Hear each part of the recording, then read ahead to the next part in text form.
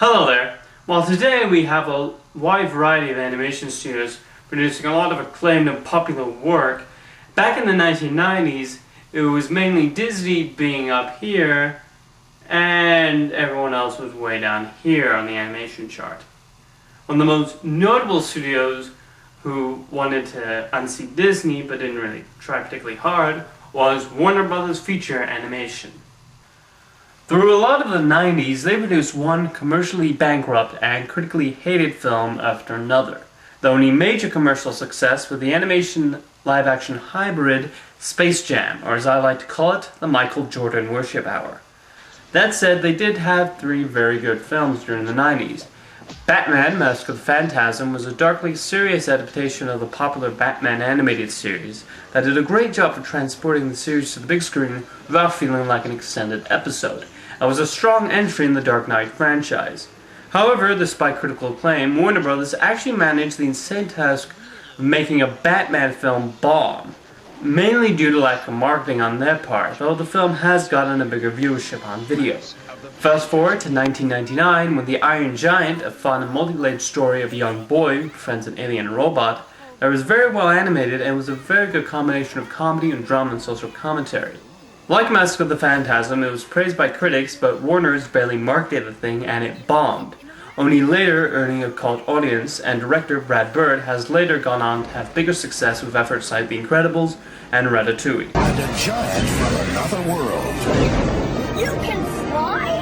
Who became a hero on this one. You can fly! The Iron Giant. Notice a pattern? Which brings us to the topic of today's video, Cats Don't Dance. This was a very funny and energetic musical comedy that paid homage to the golden age of Hollywood in a great way, received genuinely decent reviews, and yet Warner Brothers didn't market this thing at all and it bombed. In fact, I hadn't even heard of this film until it aired on television some years back, and I quite enjoyed it. So what is that to like about this little gem? Well, let's get started then, shall we? The story takes place in 1939 and revolves around a cat named Danny who dreams of going to Hollywood to become a big star and show off his dancing skills. A cat who can dance? Are you honestly surprised? Were you expecting a penguin playing the saxophone or something? Actually, that's in this too. So he arrives in Hollywood all excited, only to be disappointed to find out that animals are relegated to bit parts with minimal or no dialogue, and the chances of an animal getting a lead role in a major movie are none. Which is actually quite a subtle message on the segregation at the time, as African American actors were mainly relegated to playing small, stereotypical roles. Anyway, with that historical context in mind, let's meet the various other characters of Cats Don't Dance. Danny's best friend is Pudgy Penguin, the aforementioned saxophone-playing bird who gives support to Danny when he feels down.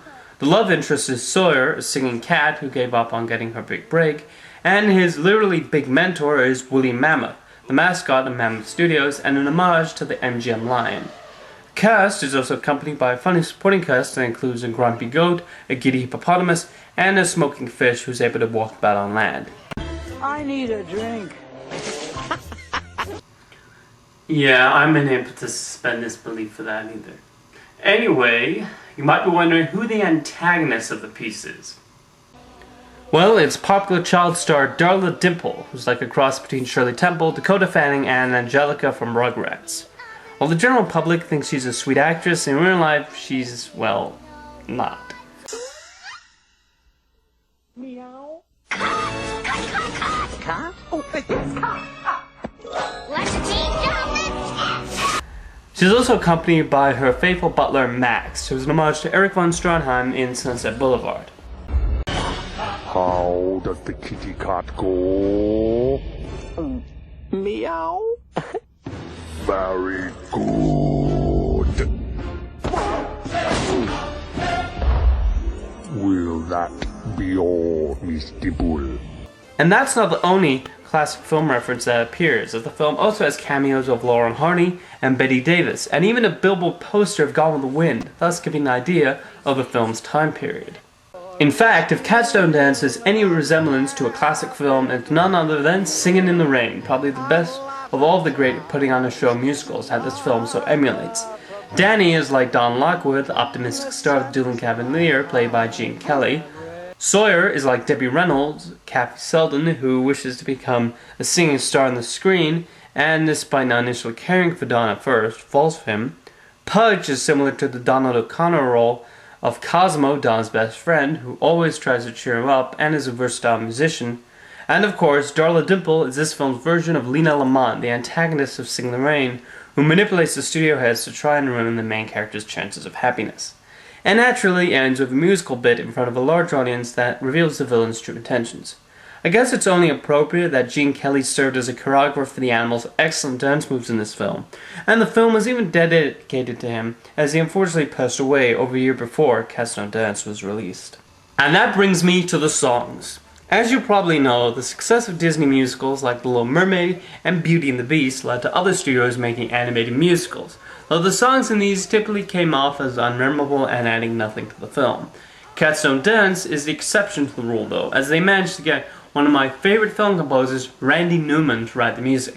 Having done the songs for animated films like Toy Story, James the Giant Peach, and most recently The Princess and the Frog, Newman was the right choice to take on the jazzy tunes here, and I think he did a fantastic job. Each song does very well in developing the characters and aiding the story, rather than stopping them dead center. You can do anything if you try. The most impossible dream can come true. If you believe it, this is my kind of town. It's as clear as the nose on your face. Danny's arrival song is an example of just that, as we get to know his optimism and excitement about arriving in Hollywood. Then there's Big and Loud, which perfectly represents the double personality of Darla Dimple. You don't have to be good, but you had better be.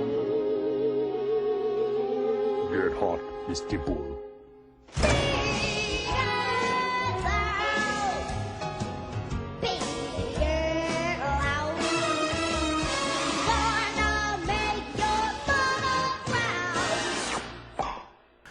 She goes from this encouraging song to Danny to this. The lightning will be flashing, the thunder, it will roar. They'll never know what you know. Wait till they see what I have in store. Big and loud, it's gonna be big and loud. Boy, that's cemented. Even Sawyer gets a sad song that is very good, and further showing the tough times she's been through, as well as her love for Danny. Tell me lies, and I'll come running. I must have lost my But my favorite song is a big finale, as all the animals finally put on the big show they've always wished. I got a song to sing. You don't like my song, I'm gonna sing it anyhow. I got a dream in my heart, and nothing's gonna stop us now.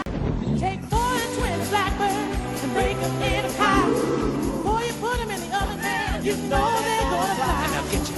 Say curiosity killed the cat. I'm living proof that that's a lie. Now I'm gonna tell you why. Oh, I got someone I'm crazy about. Nothing's gonna stop us now. Nothing's gonna stop us.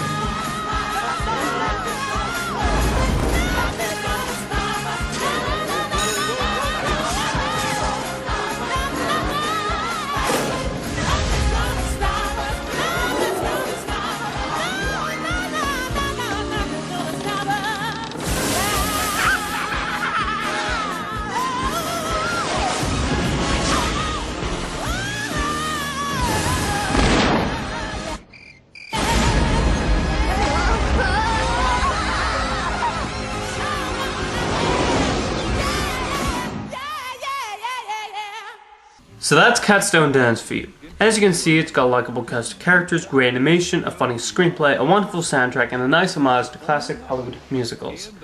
Honestly, my one major issue with it is that it's so short and you want to hang out with these animals even more. I mean, it just kind of ends. Well, it's still a very good film in my opinion. It's a shame it bombed at the box office, but you can thank the dismal marketing over at Warner Brothers for that, which even the film's director Merck Dendal did. Nonetheless, it has gone on to find a bigger audience in television airings and home video rentals. It even went on to win the Annie Award for Best Animated Feature. See you in the movies. Cats don't dance. Leaves you kind of speechless, don't it? Meanwhile, Dendal has gone on to have bigger success over at Disney, helming The Emperor's New Groove. Unfortunately, he also directed Chicken Little, but we'll just forget about that for both his sake and ours. But believe me when I say Cats Don't Dance is worth a look. It's definitely worthy of the acclaim it's gotten over the years. I'll see you next time. Right here.